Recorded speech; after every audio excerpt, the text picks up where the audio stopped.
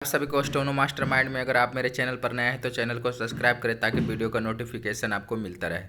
तो चलिए वीडियो को स्टार्ट करते हैं। अगर डिक्टेशन आप लोगों को अच्छा लगता है तो दोस्तों के साथ शेयर ज़रूर करें।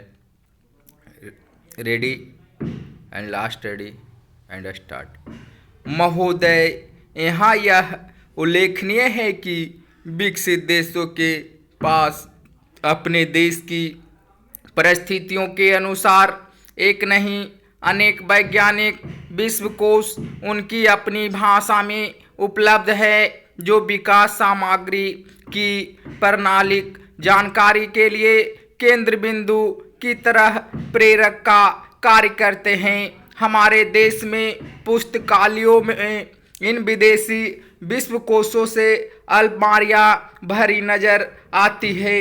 बिरला की कोई ऐसा पुस्तकालय होगा जहां भारतीय विश्वकोश प्राथमिकता पर रहे हों।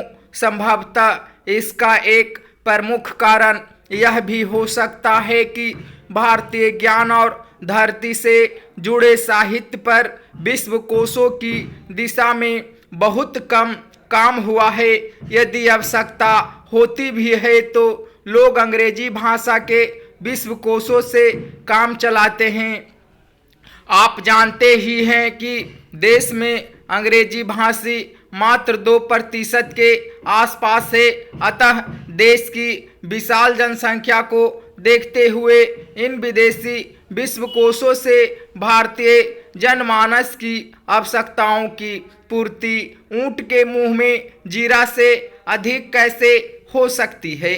अतः यदि देश को विकसित देशों के समान 21वीं सदी में प्रगति करनी है तो भारतीय भाषाओं में स्वदेशी वैज्ञानिक विश्वकोशों की रचना की दिशा में विदेशी मोह त्यागते हुए तेजी से कार्य करना होगा। आज यह बात भले ही हास्यास्पद लगे, लेकिन कालांतर में भारतीय वैज्ञानिक विश्वकोश विकास की राह में आगे चलने वाले के लिए मार्गदर्शन मील के पत्थरों से कहीं अधिक महत्व के होंगे।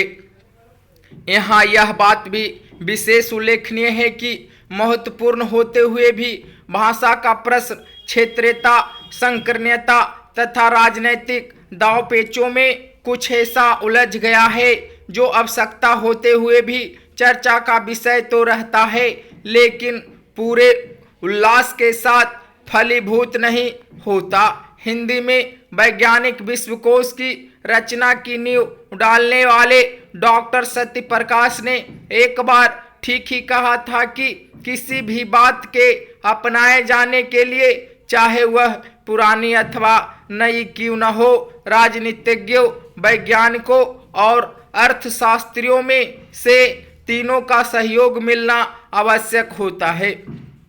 राजनीतिक वातावरण बनाता है, वैज्ञानिक उत्तम ज्ञान और साधन जुटाता है तथा अर्थशास्त्री वस्तु या विचार को समाज की खरीदने की क्षमता के अंतर्गत लाता है। इनमें से